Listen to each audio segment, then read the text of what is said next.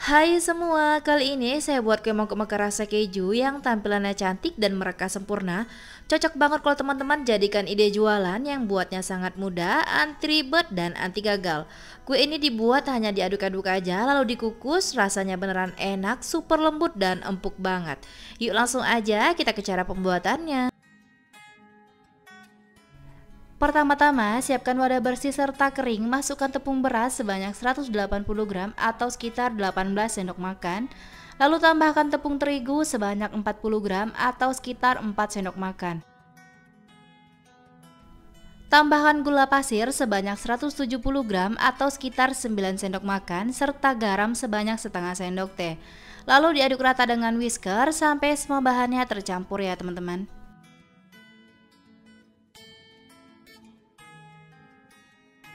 Jika semua bahan kering ini udah tercampur rata, selanjutnya akan saya masukkan keju oles sebanyak 50 gram. Untuk keju olesnya saya menggunakan merek Pro Cheese dan boleh juga menggunakan cream cheese ya teman-teman. Pastikan untuk keju olesnya ini suhu ruang.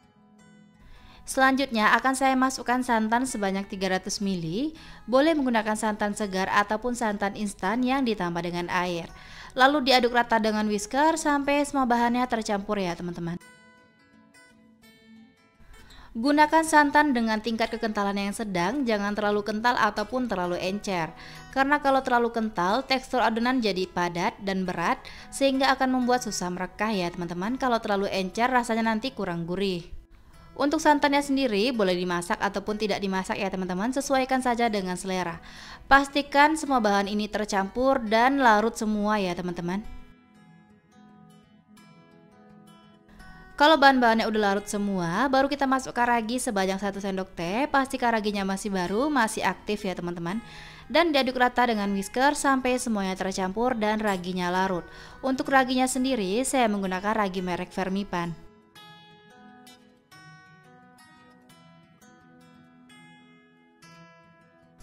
Kalau udah tercampur rata dan raginya udah larut, kemudian adonan ini akan saya diamkan atau istirahatkan selama 40 menit, tidak boleh lebih ataupun kurang, sampai mengembang dan muncul gelembung-gelembung kecil pada permukaan adonan. Sambil menunggu adonan mengembang dan muncul gelembung-gelembung kecil pada permukaan adonan, siapkan cetakan talam dan panaskan bersama kukusan sampai airnya mendidih.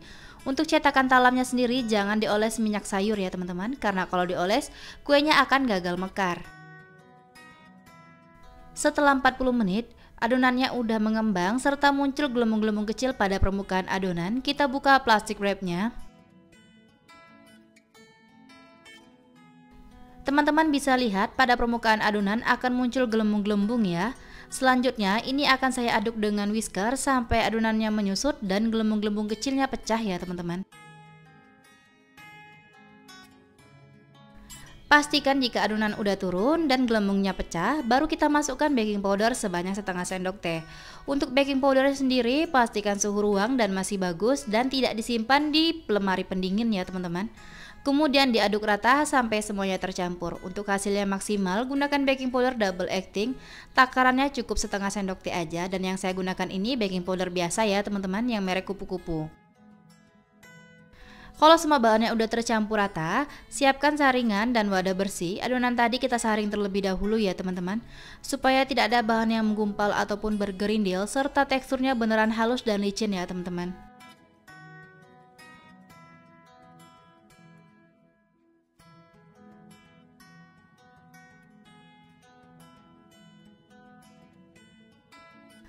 Kalau adonannya udah kita saring, lalu berikan pewarna makanan. Untuk warnanya bebas sesuai selera ya teman-teman. Saya gunakan pewarna makanan berwarna kuning tua, lalu diaduk rata, pastikan sampai semuanya tercampur dan gelembung-gelembung kecil pada permukaan pecah. Nah kalau udah tercampur semua dan rata, ini sisihkan terlebih dahulu.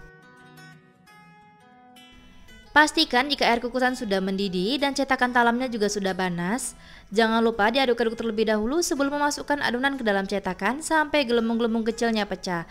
Lalu masukkan adonan ke dalam cetakan sampai penuh, berikan jarak antar cetakan supaya bisa matang merata dan mekar sempurna. Lalu dikukus dengan api paling besar selama 20 menit sampai matang. Pastikan jika mengisi air kukusan jangan diisi terlalu banyak, karena kalau menciprat ke dalam adonan maka adonan akan gagal mekar. Dan selama proses pengukusan jangan pernah tutup kukusannya dibuka ya teman-teman.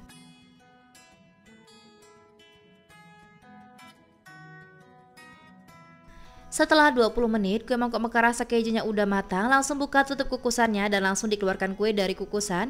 Kuenya terlihat merekah sempurna dan terlihat menul-menul banget ya teman-teman. Lepaskan kue dalam keadaan udah dingin ya, supaya tidak lengket. Dan kita lakukan hal yang sama seperti semula sampai adonannya habis. Panaskan cetakan talam terlebih dahulu selama 5 menit dan jangan lupa diaduk-aduk adonan sebelum memasukkan ke dalam cetakan. Dan kukus dengan api paling besar selama 20 menit sampai matang. Kue mangkok mekar rasa kejunya udah matang semua, tampilannya cantik dan merekah sempurna, serta warnanya menarik banget ya teman-teman. Bisa terlihat jika dari kue mangkok mekar ini kelihatan ada yang merekah 4, ada yang merekah 3, sangat memuaskan ya teman-teman.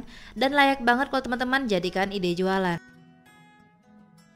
Dari satu resep saya dapat sebanyak 12 buah. Teman-teman yang pengen coba jualan, cobain resep ini aja karena buatnya sangat mudah, anti gagal dan anti ribet, serta rasanya beneran enak dan dijamin laris manis ya teman-teman.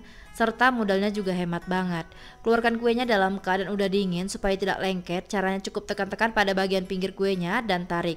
Hasilnya mulus dan tidak lengket pada cetakan. Kuenya terlihat empuk dan menul-menul banget, dan ketika saya belah kelihatan seratnya halus ya teman-teman. Ini kalau dimakan lumer banget di mulut. Beneran rasanya enak banget, manisnya pas, gurih santannya berasa, kejunya juga berasa, dan aromanya wangi banget.